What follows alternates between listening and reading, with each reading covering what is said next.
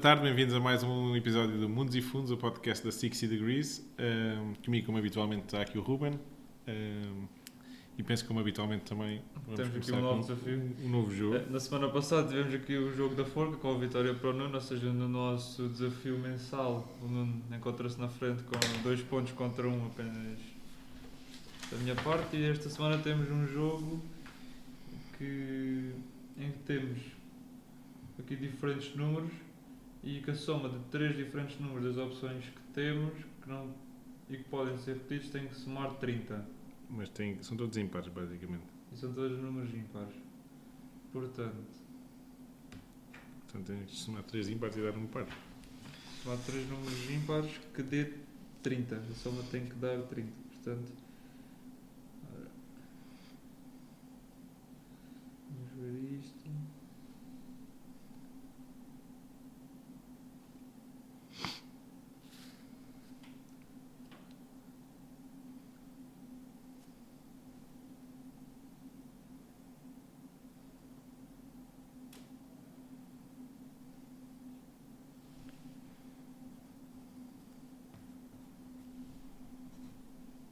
O 0 é número? Não sei. Não, 0 não. O 0 não dá. É só 2 números que estão aqui. Ou seja, 1, 3, 5, 7, 9, 11. É impossível. 3 impares nunca dá um par.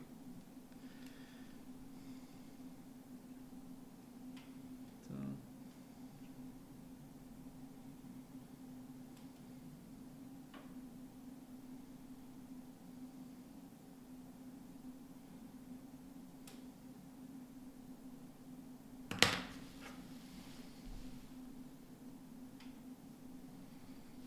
isto não Isso é dá. básico. Está mesmo à frente dos vocês, a sério.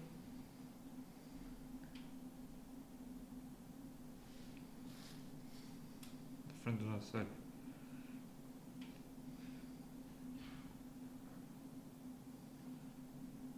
Podes compor os números. Podes repeti-los.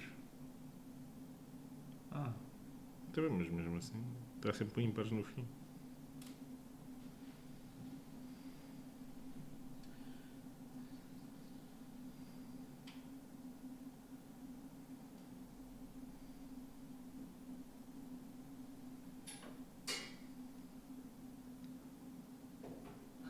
isto está difícil.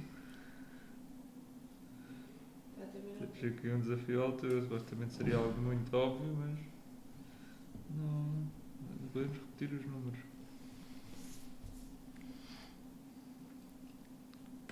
Depois no fim damos a resposta. Pois. Já vi que vocês não conseguem. Pois não. Se calhar já excedemos 1 minuto, portanto este desafio Já passou. não vai a ponto para ninguém, portanto já não conseguimos resolver. No final vamos revelar a resposta.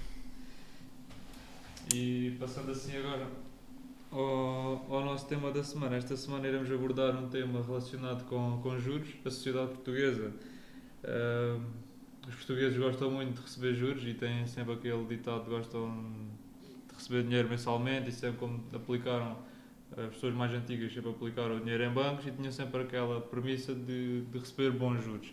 E essa premissa ainda continua nos dias de hoje, embora os juros já não sejam tão apelativos como foram antigamente, mas os portugueses gostam muito de manter os seus investimentos nos grandes bancos e de receber os seus rendimentos em forma de juros. Contudo, esses juros têm algumas vantagens e desvantagens, e será esse o tema do nosso podcast no dia de hoje. Por isso, gostava de perguntar aqui ao Nuno, o que é que tens a dizer sobre este tema, porque é que receber juros é bom num aspecto, mas que se fizermos o objetivo de manter o nosso dinheiro investido durante muito tempo, como é que isso se pode tornar uma grande desvantagem? Exatamente, eu acho que o que tu disseste resume bem aqui a questão, que é, existe aqui uma mentalidade de investir para receber juros, mas também porque as pessoas sabem que têm o capital garantido nessas aplicações, seja em depósitos ou mesmo em obrigações, desde que as empresas não vão à falência ou os Estados recebem o valor investido no fim, e isso ajuda muitas vezes a ultrapassar aqui a barreira do investir versus não investir, o desconhecido, etc. Certo. Mas a verdade é que, quer com os rendimentos mais baixos em termos de juros nos últimos anos, quer com o efeito dos impostos, que são, nós já mencionámos aqui, o grande papão do investimento, a verdade é que as pessoas perdem dinheiro. E perdem dinheiro porquê? Hoje em dia os juros até têm estado a subir, mas a inflação é superior aos juros que as pessoas podem oferir. E depois, sempre que nós recebemos um rendimento, sejam juros, dividendos, etc., pagamos pelo menos uma taxa de imposto. Às vezes nos dividendos até pagamos duas, porque se forem títulos de outros países, pode haver dupla tributação. E se as pessoas não tiverem cuidado, podem facilmente ser taxadas em mais de 50% do que têm direito a receber. E isso faz com que, ao longo do tempo, o efeito dos juros compostos que nós já abordámos e que, no fundo, dissemos que quando retiramos dinheiro desta mecânica de eu poupei, tenho um rendimento, voltei a reaplicar esse rendimento. Esse processo sem pagar os impostos. Ou seja, exatamente, mesmo que eu não gaste o dinheiro, se eu tenho que pagar os impostos, vou perder uma fatia do dinheiro que recebi. Não o posso voltar a reinvestir. Certo. E isso, especialmente em Portugal, é um bocado danoso no sentido em que a nossa taxa de imposto é de 28%. E, portanto, no mínimo 28% do valor que eu tenho a receber não o vou poder reinvestir. E, portanto, as pessoas às vezes podem pensar que os juros estão baixos, 28% não é nada, mas pensemos num número grande, não é? Portanto, se eu tivesse a receber 100 milhões de euros de um dividendo ou de um juro, 28 milhões de euros eu tinha que entregar ao Estado. E não podia pôr esses 28 milhões de euros a render juros outra vez. Certo. E, portanto, tem um efeito negativo. Porquê é que existe esta preferência por este tipo de investimentos por parte dos portugueses? Foi um pouco da cultura, iliteracia financeira? Há uma parte grande que é cultural, até porque esta vertente dos impostos tem sido mais onerosa à medida que o tempo vai passando, cada vez as taxas marginais têm subido, o tipo de ativos que são taxados também tem aumentado e, portanto, antigamente as pessoas usavam de uma maneira mais vantajosa estes mecanismos do que usam hoje em dia. Mas, acima de tudo, também há uma grande vantagem em receber dinheiro, porque muita gente, como tu disseste, usa esse dinheiro para viver. Portanto, existem pessoas que têm rendas, aplicações financeiras, etc., e usam os rendimentos para as suas despesas. Certo. E também existem pessoas que preferem ter o dinheiro na mão e fazer uma espécie de market timing, não é? Portanto, ok, eu agora vou esperar que o ativo onde eu costumo investir, seja imobiliário, ações, seja obrigações, esteja favorável para voltar a empregar o capital. E, portanto, ter o dinheiro na mão dá-nos esta opcionalidade. Portanto, ter o dinheiro na mão não é mau às vezes, temos uma opcionalidade. Mas temos aqui um custo grande associado a este rendimento. Por outro lado, existem mecanismos que são perfeitamente legais e que estão ao alcance de toda a gente, que é o investimento através de alguns veículos como fundos ou seguros, e que aí o que acontece, muita gente não sabe, mas um fundo de investimento ou um PPR recebe esses dividendos e esses juros de uma maneira bruta, não tem que pagar impostos sempre que recebe, como um particular tem. E, portanto, nós, enquanto estamos investidos nesses fundos, estamos a capitalizar de uma maneira bruta. Certo. E tem outra vantagem, que é, imaginemos o seguinte, eu faço um investimento numa ação, recebo um dividendo, pago imposto automaticamente. A ação cai e eu preciso do dinheiro, vendo a perder dinheiro. Não tenho maneira de ir buscar os impostos que eu já paguei, contribuírem ou serem aligerados porque eu perdi dinheiro no meu investimento de capital. Certo. Dentro de um fundo isso acontece na realidade. O que interessa é a unidade de participação tem um certo valor quando nós entramos, tem um valor diferente quando nós saímos. Se ganharmos dinheiro, é essa a mais-valia. Se perdermos dinheiro, é uma menos-valia. Mas todos os ganhos e perdas associados a rendimentos e a capital dos títulos anulam-se uns aos outros. Certo, portanto, há um ganho fiscal de longo prazo maior do que só a questão dos 28% da capitalização. Então dirias que para pessoas que procuram uma gestão ativa e a forma mais eficiente para elas fazerem sem ter de pagar muitos impostos seria através de um veículo deste tipo, um fundo de investimento, e não as pessoas a fazer as suas próprias negociações? É porque depois tem um trabalho muito acrescentado quando as pessoas fazem um investimento em nome individual, que é ter a sensibilidade não só se é uma boa altura para vender ou para comprar, certo. Mas também se eu já vendi a ganhar muito dinheiro ou vendi a perder dinheiro, da maneira como é que eu faço aqui uma otimização das mais e menos valias. E isso também é oneroso em termos de taxas de transação, etc. E, portanto, nessa medida os fundos são muito mais limpos e são muito mais benéficos, permitem mesmo uma otimização fiscal muito mais eficiente. Para o investidor, em termos de custos, é mais vantajoso investir através destes veículos do que Sim, eu diria que as taxas de juros ainda estão muito baixas, mas se subirem mais um pouco, só o efeito da capitalização dos juros paga completamente as comissões de gestão de um fundo deste género. Portanto, nós não pagarmos os 28% sempre e usarmos esse dinheiro para capitalizar os juros, acaba por diluir todos os custos que os fundos têm inerentes, que depois as pessoas particulares não têm. Não é? Mas, portanto, há aqui, portanto, até agora nós sempre falámos da vantagem de investir num fundo, de ter uma equipa profissional a olhar para os investimentos e as pessoas não terem que ser experts financeiros ou terem que depender de estatísticas que o mercado em média sobe X e, portanto, quando eu preciso do dinheiro é bom que ele esteja a subir e não esteja a cair.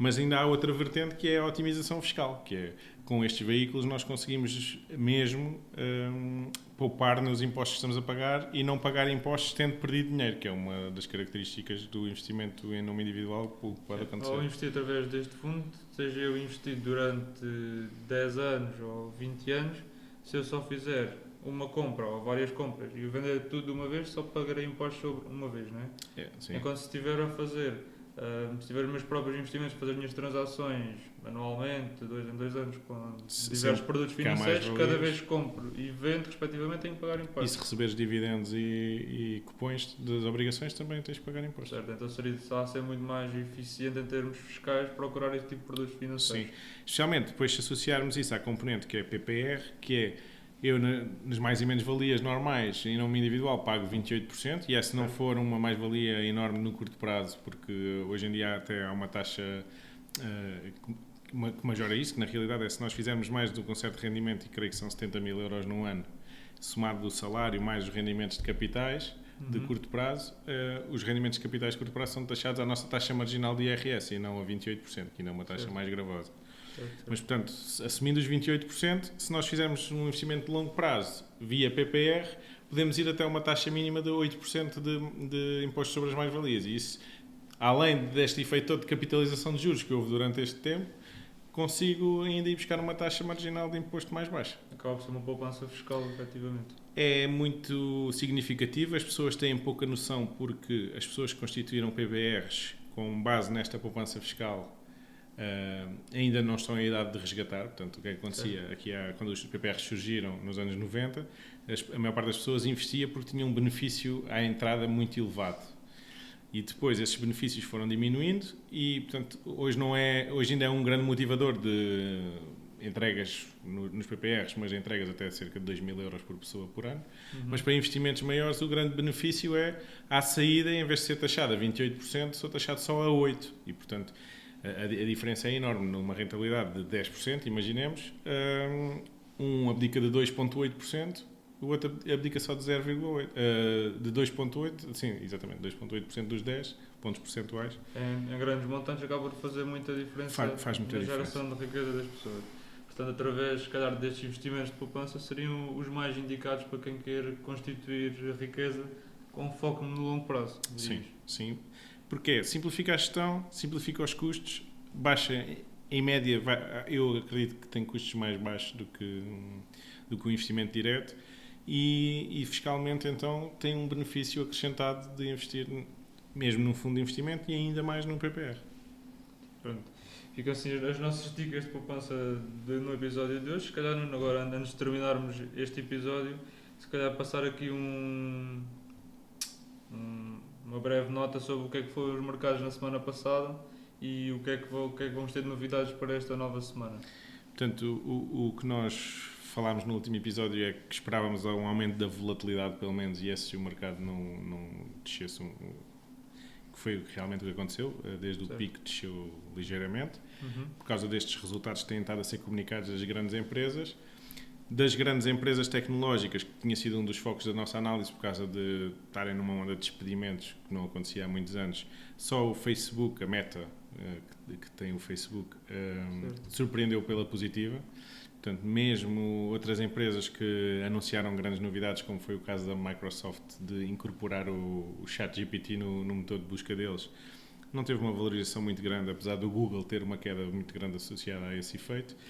E, portanto, acabamos por ter aqui uma época de resultados que alimentou, de alguma maneira, a performance dos últimos tempos, porque havia a expectativa das empresas manterem os resultados, não haver uma recessão e começar a baixar a inflação, os juros poderem baixar.